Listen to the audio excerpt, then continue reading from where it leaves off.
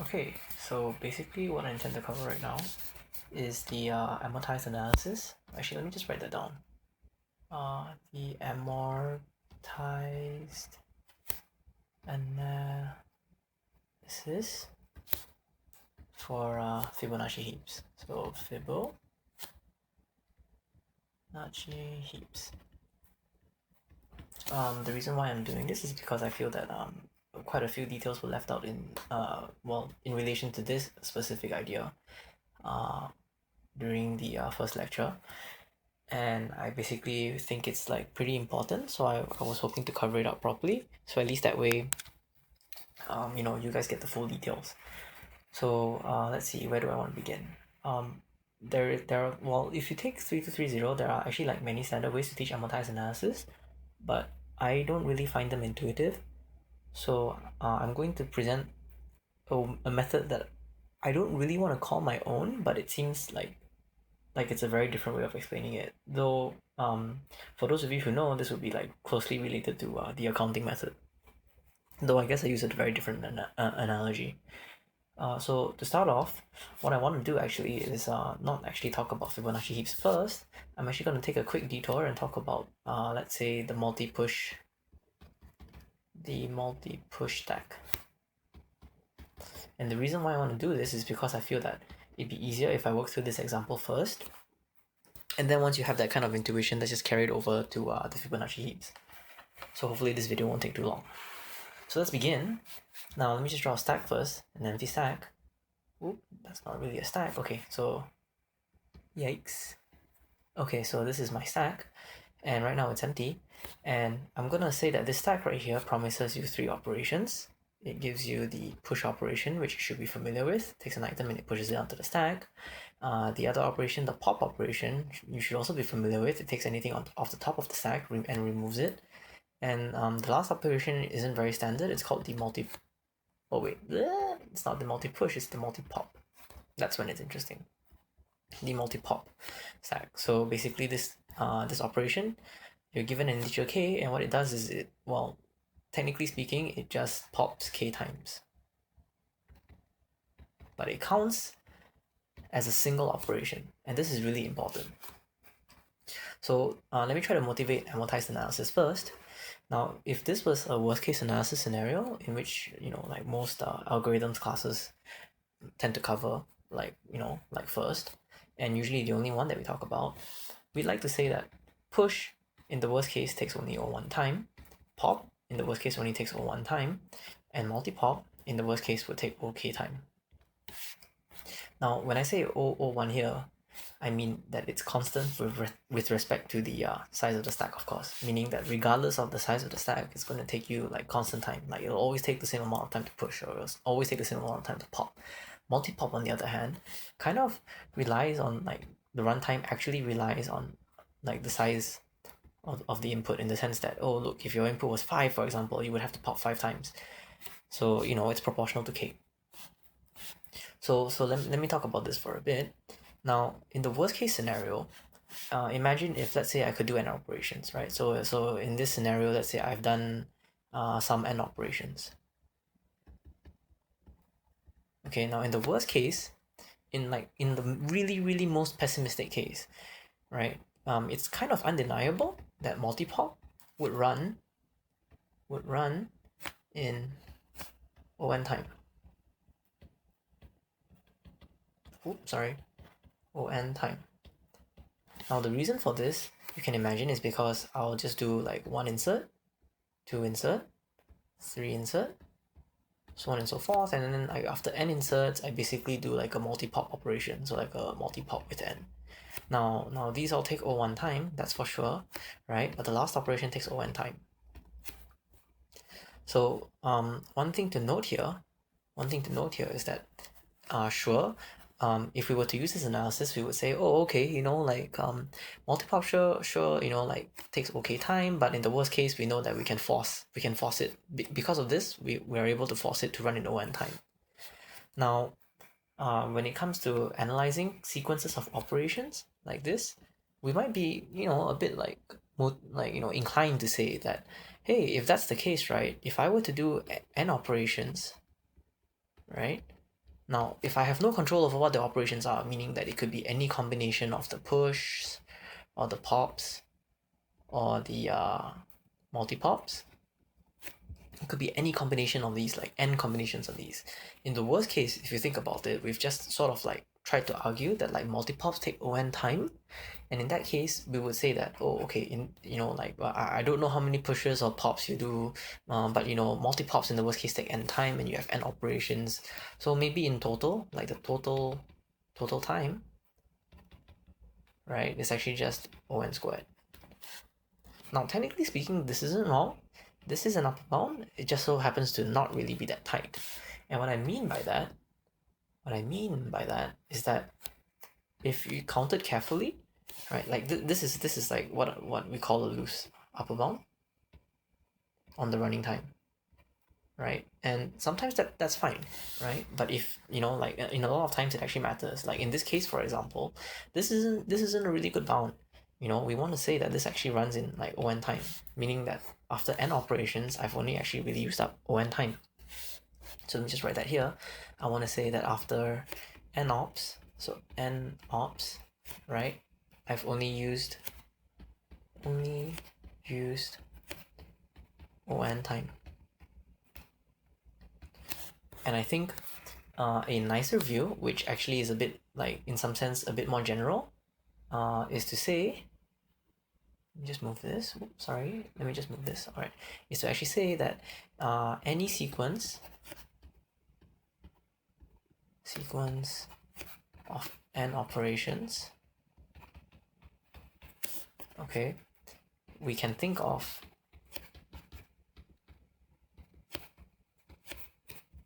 push and pop as taking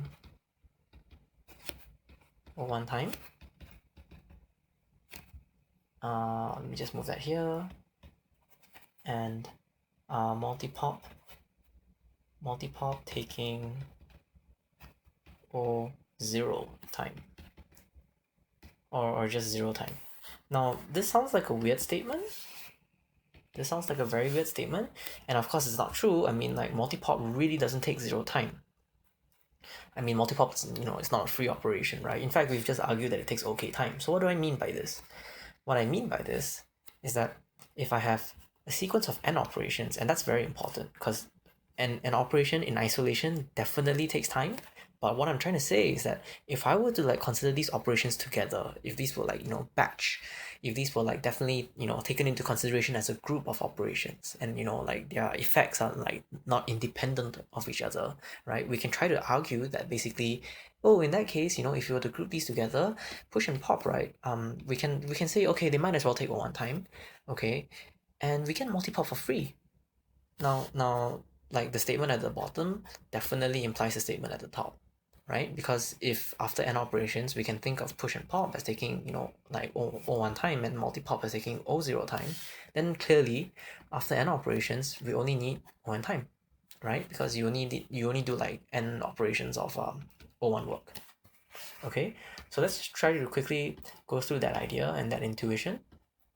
And I really want to focus on the intuition here. I really want to say, or I really want to show you and convince you that like on how this amortized analysis idea works.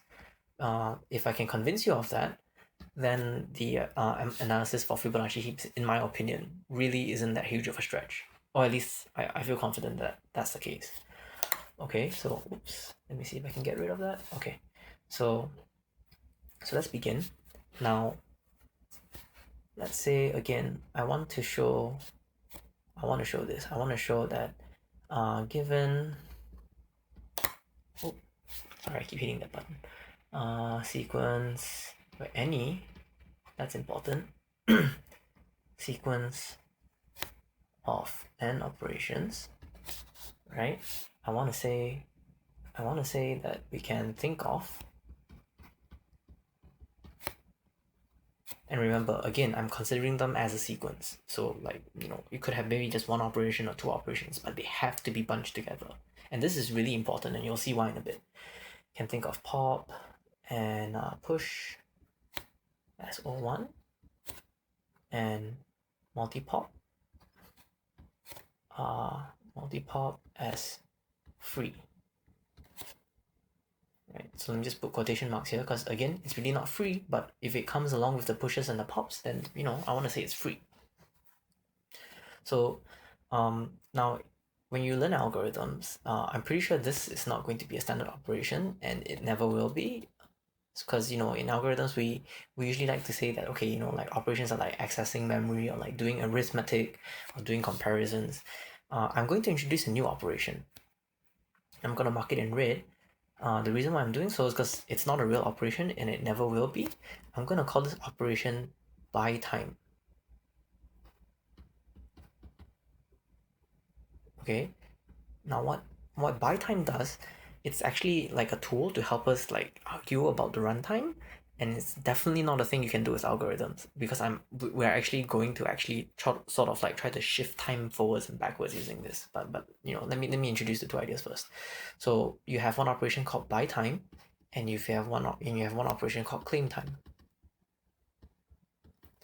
Okay, so let me explain how these operations work, and then I'll show you how I'm going to include this in the code of multi push and multi pop and multi pop and push and pop, so that you can see so that we can try to argue about the runtime. Okay, so let me give you an example for now. Let's say that I have an algorithm whose code is like this. Okay, like it'll like maybe do something like I don't know, do something. Doesn't matter what. Let's just say it's like 01. Okay, and now what I'm going to say is I'm going to buy time. So I'll say buy time. Okay, and I'll buy 1 unit of time. Okay, I'm going to introduce some rules later on. And maybe this is like one operation. Okay, and then I'll have another operation, which is like what I'll do is maybe do something. So maybe this is operation 1 and this is operation 2. So maybe operation 2, I'll do something as well, and this will cost 1 time. Okay, nothing interesting so far, but over here I'm going to claim time instead. So claim time. Okay, now let me explain how this works. The runtime for this algorithm, okay, is going to be the sum of all the operations. Okay, so in other words, right, my runtime now, runtime of my algorithm is going to be the sum of all the actual costs, as usual. Like how in usual standard algorithm analysis, you're going to say, oh, I'm going to count, I'm going to sum like all the costs across all the lines. Okay, but I'm going to do something interesting. I'm going to add like all the time that I also bought. So all the bought time. Okay, like if I bought, let's say 1 unit of time, then in this case I would have added 1 unit of time.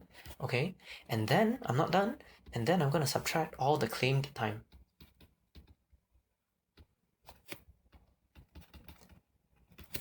Okay, so for example, in operation 1, okay, I've done, let me use a different color, I think that'll be easier. Okay, so let's just count for these two operations. Now, for the first one, okay, for the first operation, it's done one, let's say like 1 for now, 1 unit of like, it cost him 1 unit of time. That's an actual cost, right? So that would be 1. Okay, and then it bought some time, so that's another cost, so that's 2. So in total, right, I've not actually claimed any time, okay, so this is just 2, which is actually still, which is actually still 01.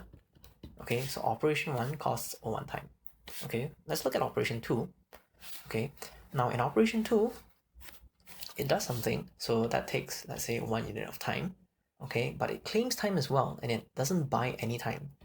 Okay, so in this case, right, your total cost, like the runtime, okay, is like the actual cost, in which case it's 1, plus bought time. There is no bought time, so that's 0, and it minuses 1 unit of time because the algorithm claims some. Okay, so in this case, the cost of the time is actually 0. Now again, this is very weird. Okay, and you might be wondering, okay, well, why can't I have my algorithms just have claim times everywhere, and then that's not fair, right? Because now my algorithm analysis is everything is free. Well, that's because I haven't introduced the last rule yet. So let me just move the screen down a bit. Okay, now to use these operations, there is a very important rule, and the important rule is you cannot in all operate like any sequence of operations.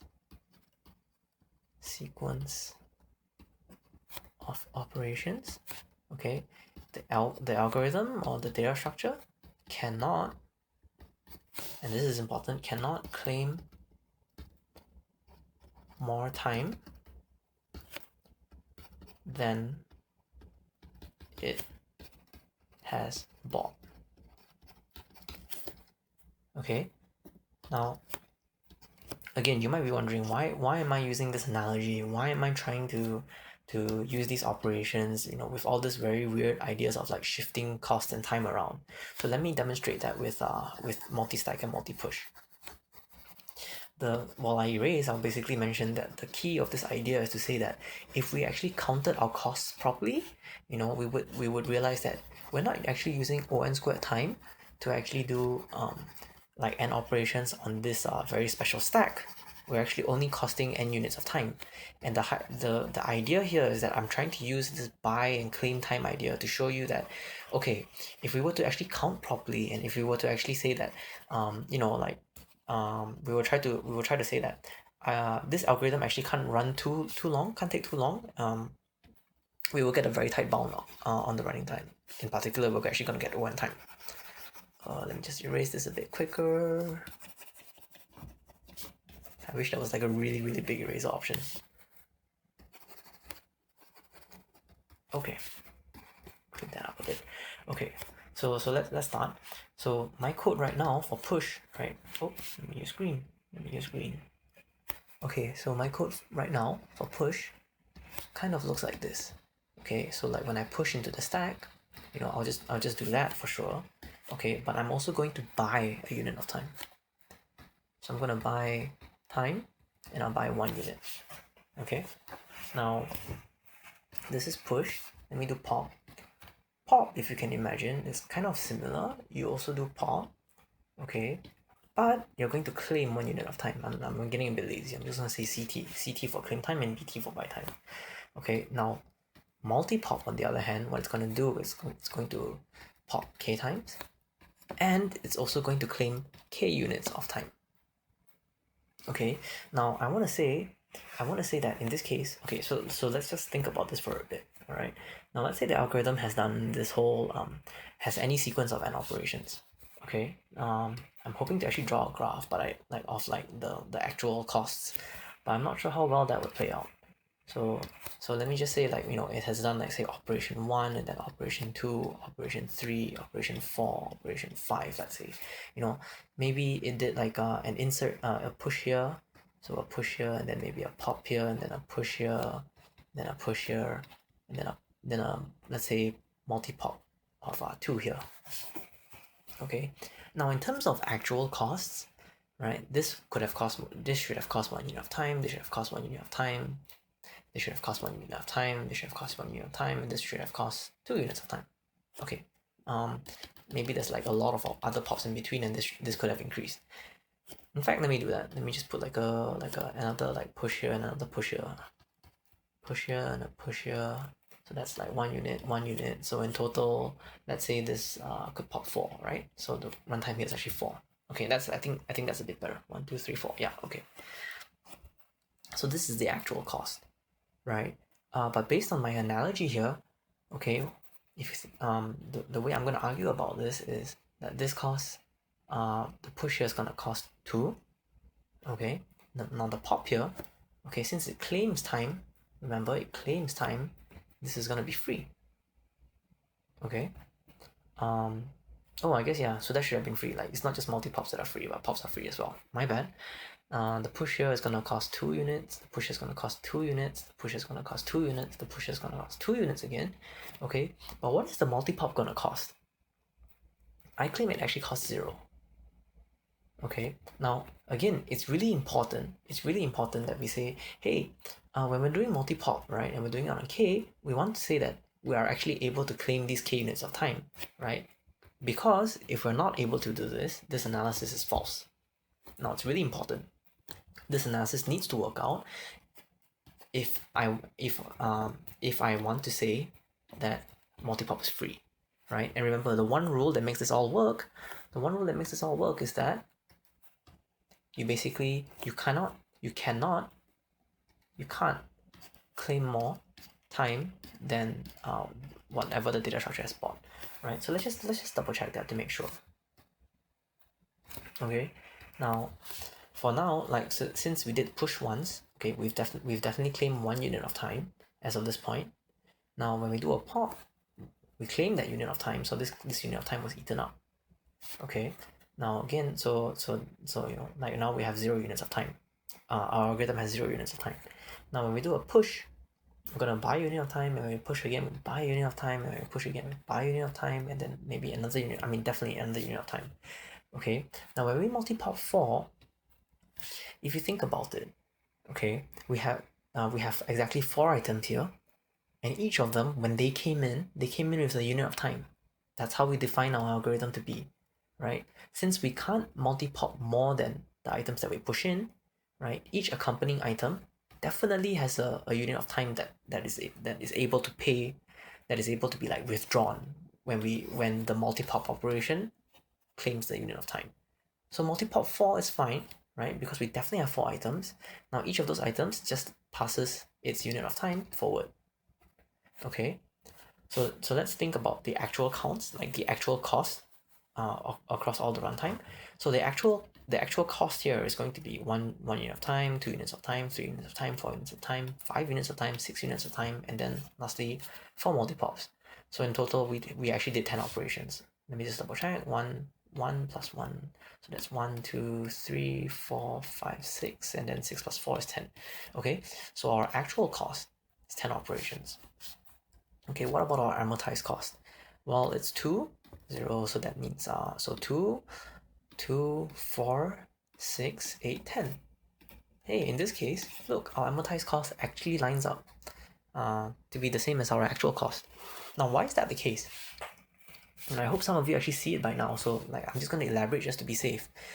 But what I hope you see it this way, or at least I do. The idea here is that each operation, each cheap operation, like each push operation, okay, intuitively you're kind of like saying, hey, you know, if I push an item, okay, like maybe this item, it might be, in the worst case, right, pessimistically, it's going to be popped out.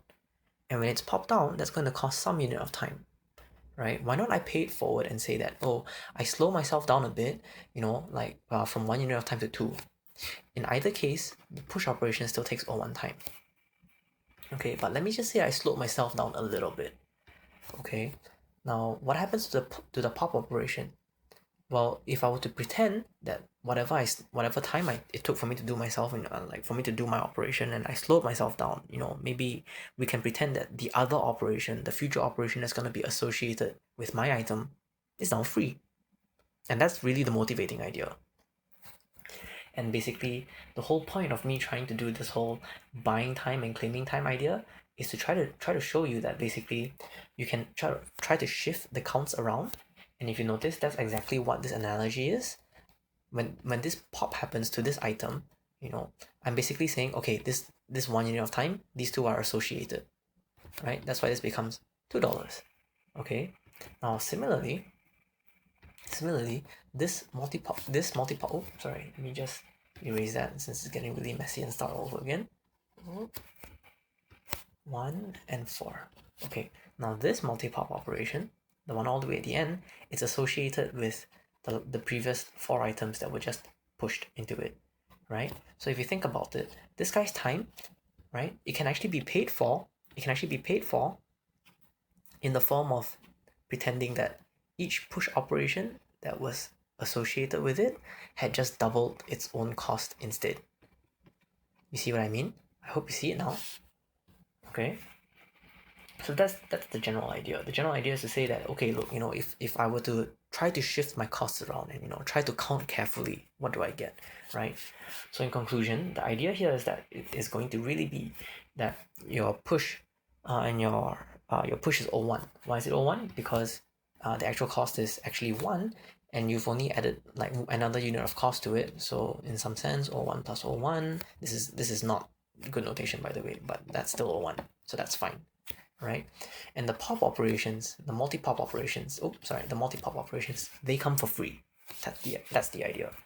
So again, we get to argue that all the operations are bounded by a constant cost. So if you have n of those operations, you basically have linear cost. Now let me just quickly clear out the layer and start again. So remember, our end goal is to actually show that Fibonacci heaps runs in what? So let's see, Fibo heaps. We want to say that what was it again? Extract min. So extract min. Okay, so extract min. This runs in amortized log n time. Does it run in amortized? Yeah, it runs in amortized log n time. And I want to say that decrease key, okay, runs in amortized O1 time. It's O here. Okay. So again, and I hope you're familiar with the algorithm by now, so I don't really have to explain why or how it works, and I'm really just here to analyze the runtime for you. Okay, let's just quickly go through the operations again, the relevant operations. So the insert operation is important. Insert, so insert. Now the insert operation is important, and if you remember, all we're actually doing is appending the item. Append item to root list. Okay, and I know you're supposed to update the minimum, but that's really not important for us. So I'm just gonna leave that be, and I'm not gonna include it. But this is important. Like appending the item is important, and I'm gonna say that I'm gonna pay for how many units of time do I pay for? I think I pay for 1 unit. No, let's say I pay for 2 for now, just in case. It doesn't really matter. But let's say I pay for, so no, sorry, not pay. I buy 2 units of time. Okay, so the actual cost here is 01. Okay, and since remember the total cost that I have, the amortized cost is the actual cost plus whatever I bought minus whatever I claimed. In this case, it's an additional 2, so the total time is still 01. So we're fine. Okay. Now for what do I want to do? There are some pretty important operations. Right. Okay. Let's do extract min. Extract min. Ah, yes. $2 is important. Is it 2 or 3 now that I think about it? Actually, let's just leave this as 3. That's fine, right? Let's just be safe. So this is 3. If we don't need it, we don't need it. But I'm just gonna leave it at 3. Okay, so extract minimum. Let's do this. Now the idea for extract minimum is as follows. Remember, I basically want to the high level idea is I'm gonna go through the root list, iterate through it.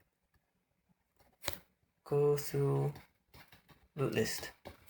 Okay, and now what I'm gonna do is I'm going to try to let's say meld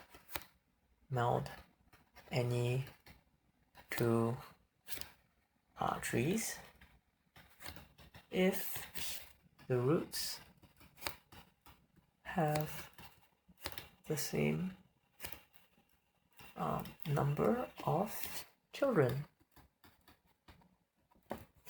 Okay, now okay, I mean and also you're supposed to update the minimum, but that's not really important. Okay, but this step here I want to emphasize. Use a different color, maybe red. Now this step here I want to emphasize arrow. Okay, what I want to say is as I go through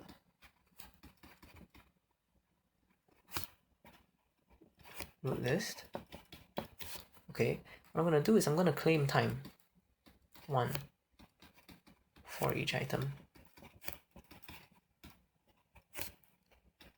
I go through. I think now this actually only needs to be 1. Yeah, actually it's fine. Okay, never mind. Let's just leave it at 3. But it can be 1. It can be 1. Okay. So the first question is this: what does extract min, what's the runtime of extract min, right? So remember I said the total time. I mean, if you take 3230, this is called the amortized cost. The amortized cost. Okay, but the total time is the actual time, right? Plus the bought time minus the claim time, right? Okay, so what's the actual time? Well, the actual time is the size of the root list. Let's call that R. Okay, plus, and if you remember the proof, right, the idea, wait, do I actually have to do that? No, not really, actually. Do I actually have to do that? Let's see, you're gonna add the kids in, and then, does the login come in around here? I think it does, right? Yeah, it does. I forgot. You're supposed to add a step. You're supposed to remove the minimum. Remove min, and add kids to the root list. To root list. Okay, so I hope, I'm pretty sure, and I hope that some of you would have gone, wait, you know, like in the previous 2 minutes, and you know, hopefully would have gone, wait, you missed the first step. Sorry about that, but okay, yeah, this is important, and the only reason why I remember was because I was thinking to myself, strange, there should have been a log n in the cost. But anyway, I hope you remember, or if you haven't, go watch the lecture like by Hon Wai on why this is log n. I'm just do a quick reminder because we had to do a proof, you know, like the whole related to Fibonacci idea that the number of kids, right, the number of children that any node has, right, is always like bounded by log n. Okay, so when you remove it and add it to the root list, right? So if the old root list size was, let's say, R, okay, the total cost is going to be going through all the previous nodes plus going through the log n kids, the log n children of the node that we just removed. Okay, now again, we're not done. We didn't buy any time. So that's plus 0. But how much time can we claim? I'm not going to claim all of it, right? But the thing is this, as I go through the root list, I'm going to claim 1 unit of time. Okay, and what I'm going to argue is this: if, let's say that even if I did not claim time, even if I didn't claim time for the items that were added, that were just freshly added, okay, and I only claim times for the items that were already on the root list.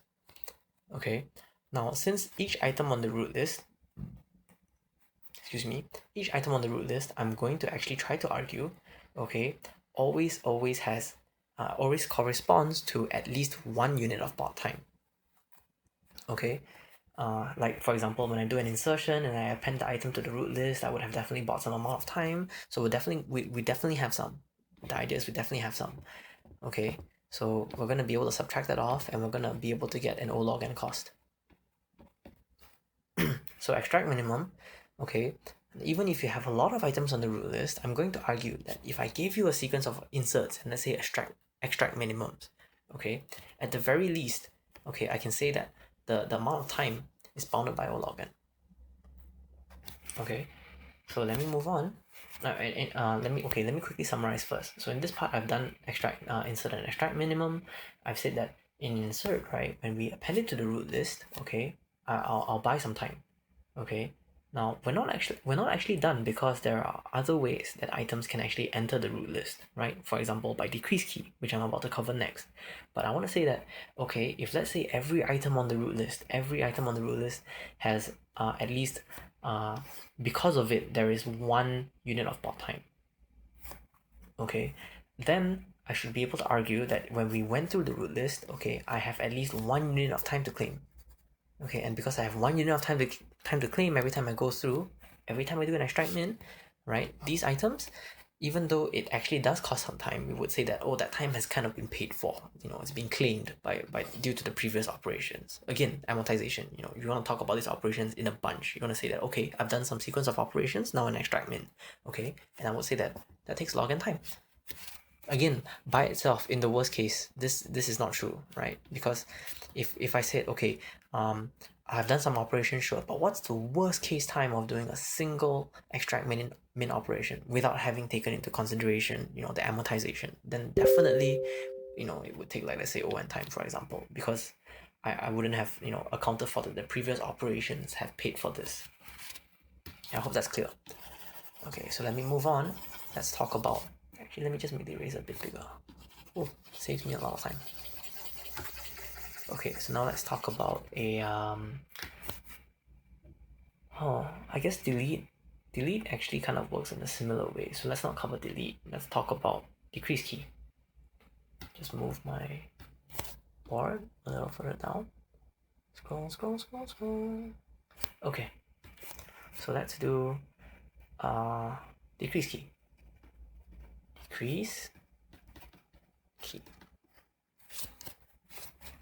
Okay, so decrease key kind of works off a similar principle, and if you remember, the algorithm kind of goes like this. It kind of says that what we do is we set node dot key to be equals to new key,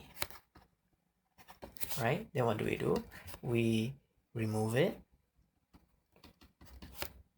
from parent, and then we add it to root list, right? But we weren't done because there was the idea of I actually do need some space. Oh, too big. There we go. I actually do need some space. But remember, we're not done. What we have to do is had to do the cascading cut idea. And as much as I would like to actually just say cascading cut, I'm going to need to actually include some of the buy and claim time operations. So let me just leave that around. So let's see. Set node, new key, add root list. Now I'm gonna say if parent not marked,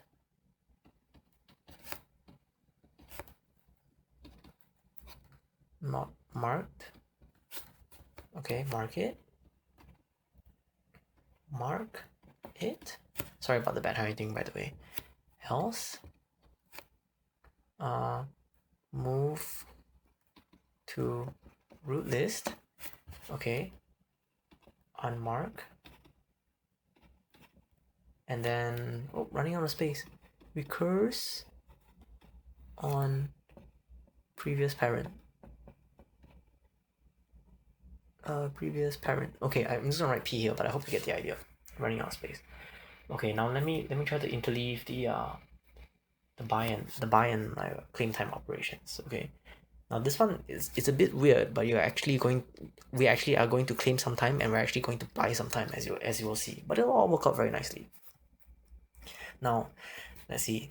Okay, so setting node to be equals to the key, this definitely costs O1 time, that's okay. Removing it from the parent, this definitely costs O1 time, that's also okay. Adding it to the root list, this definitely costs O1 time, definitely okay. Now, this is an interesting portion. If the parent is not marked, we're going to mark it. Now, if this branch is executed, I'm going to buy 2 units of time. Okay. Else, I'm going to move it. Oh, sorry, I also need to one more thing. So this operation here, I'm gonna buy 1 unit of time. So buy time 1. If the parent is not marked, I'm going to buy 2 units of time. Okay. Now if move to root list, yes. Now the other portion of the branch, I unmark and recurse on the previous parent. Now this portion, I'm going to claim time. And I'm going to claim 1 unit of time. Okay, so let me draw a tree, or let me draw like an idea of an example to try to help us to, or at least try to help get me to convince you why this works. And I'm running out of space, so let me just quickly get rid of this. I don't think we need it anymore, hopefully. Okay, now let me just draw a tree. I mean, it kind of looks like this. For a Fibonacci heap, let's say, how should I draw it? Like this, I guess? I know it's a binary tree, but we know the heap needn't look like that.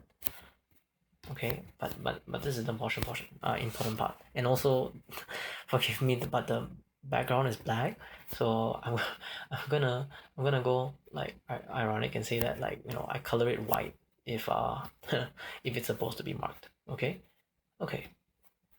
Too bad you have no say in this. Okay, so let's start. Let's say what I want to do is I want to decrease key for this node. Right, so now that one is sadly going to go away. And what this means is that I'm going to mark the parent. Okay, now what does this mean? Remember, when I'm marking the parent, okay, and this is the I'm going to show how much time gets bought on this portion. Of course, what actually happens is that there's going to be a child here, and since we've bought 1 unit of time, what I'm going to say is this guy has actually bought 1 unit of time, and he's on the root list. Now you see, you might be wondering why do I have to buy 1 unit of time here? That's pretty important, because if you remember from the previous analysis, I said that every item on the root list needs to correspond to at least 1 bought unit of time.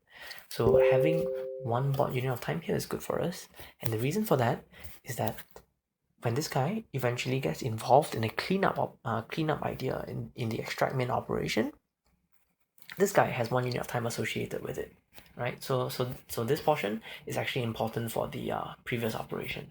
Okay, so we're done with that. Let me get that out of the way, and I really want to focus on the cascading cut idea. Okay, so remember, I've marked the parent now, and if I'm marking the parent, what does this mean? This means that the parent now has 2 units of time that is associated with it. Okay, so let's continue. Now let's say I want to get rid of this guy, this node. Okay, so I do the same thing, you know, like let's say I decrease the key, I set the new key, I remove it from the parent, I add it to the root list, I buy the 1 unit of time, and we've already explained why we need to buy that unit of time. Okay, now that's not so interesting. The interesting portion comes here. Okay, let's say that I did that. Okay, what happens to this parent? This parent is supposed to be marked, right? In fact, okay, hold on. Let me also just very quickly color this parent in advance. Okay, and if this parent was colored, you know, and there could be like further parents further up, doesn't matter, but we know that means that this node also has 2 units of time. As in I'm just drawing that now, okay, because I want to use it in the future, but let's come back to this guy. Now I just removed one of its kids, right? And this guy was already marked, right? So by our algorithm, what's going to happen is this guy also needs to be pushed up to the root list, right? So he needs to also be pushed up to the root list. Now, by right, what that means is that since I need to also delete the parent, that's also actually going to cost some time.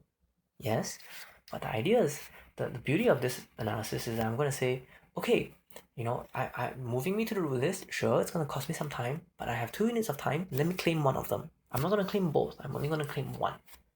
Okay, now if I claim 1 unit of time, what really happens actually? This node, this parent node, goes up to the root list, okay, and the remaining amount of time that it has left is 1. And it's going to be erased here.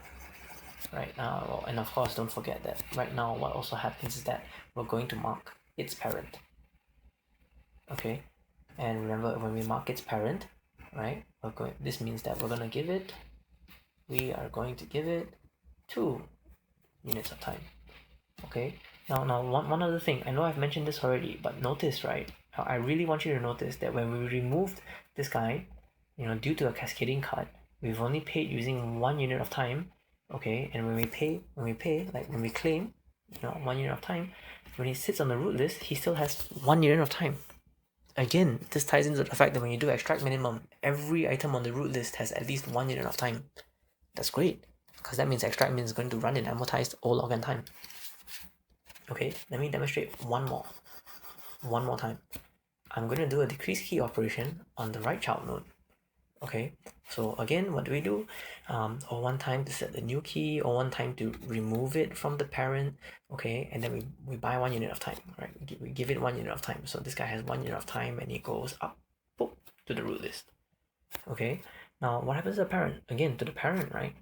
This guy already has 2 units of time.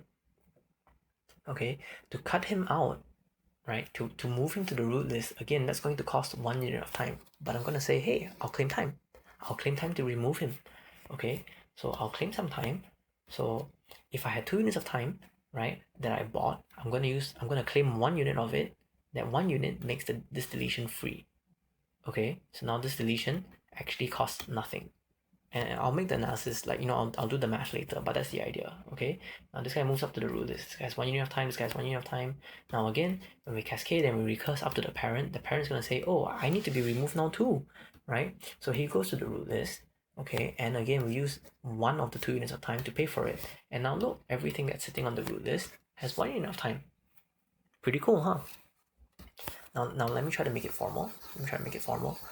and you realize that when you try to reason about these ideas recursively or like formally, and like in an inductive manner, you're actually going to get like very a very strong flavor of the potential method or the accounting method. So really this kind of is like a very, I wouldn't say a very advanced, but definitely a deep application of amortized analysis. So if you haven't taken 3230 yet, look forward to doing more of this. Okay, so let me finish the analysis. Now remember, okay, the total time, or the, like, what we call the amortized time, right? Again, is the actual time plus the bought time minus the claimed time. The actual time was actually 01. Why? Because we've only done constantly many 01 operations. Okay, how much time have we actually bought? Okay, we bought 1 unit of time. Okay, and then we bought 2 units of time. Okay, actually over here, let's just say like everything here costs 1 unit of time. You can definitely scale the costs of doing these things to make all of it work out. In fact, when you adjust it properly, everything works out to a constant.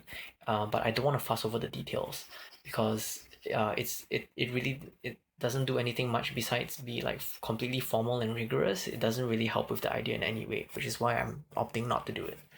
Okay, now claim time wise, this is important.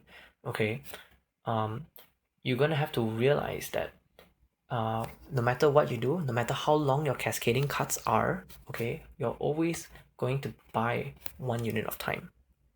Okay, but how much time do you actually claim at the end of the day? It's how many you actually remove, how many items you actually remove from the chain of marked nodes. Yes? Okay, but remember, okay, this means, oh sorry, this one, okay, my bad, 1 second, I actually counted this wrongly. So the actual time is going to be this operation plus this operation plus this operation. So like, let's say 1, I mean it's not 1, but let's just say it's 1. Okay, plus C, where C is the number of items, let me draw that as white, the number of items in this chain that end up getting removed. So like maybe in this case you remove 3 items, so C should have been 3, right? And then you bought another 2 units of time, right, for the last guy on top that wasn't marked, right? Like when you do the cascading card and when it comes to his turn, you go, oh look, I'm sorry, but I kind of need to mark you. Okay, so then from there you've bought 2 units of time, so that's where this 2 comes from. Okay, but what about the claim time? Each time you unmark, right, and you recurse, right, and when you delete, when you move it to the root list, right, when you do that, okay, you're actually claiming 1 unit of time. Yes, and since you're doing this for all the items in the chain that have to be moved up to the root list, you're actually claiming C units of time. And I've sort of given you like an informal argument on why you can definitely claim that many units of time. So in total, these two C's cancel out and you get 3 units of time, or 1. So in other words, decrease key runs in 01. Okay, and I again want to reiterate the point that when all these items end up on the root list, right, okay, I'm only removing 1 unit of time, so when they sit on the root list, okay, they still have that 1 unit of time that they can use to pay for the decrease key operation that happens in the end. So with that in mind, let me conclude really quickly. What I hope, like that I have been clear enough in showing is that extract min runs in amortized O log n time, and decrease key runs in amortized O1 time.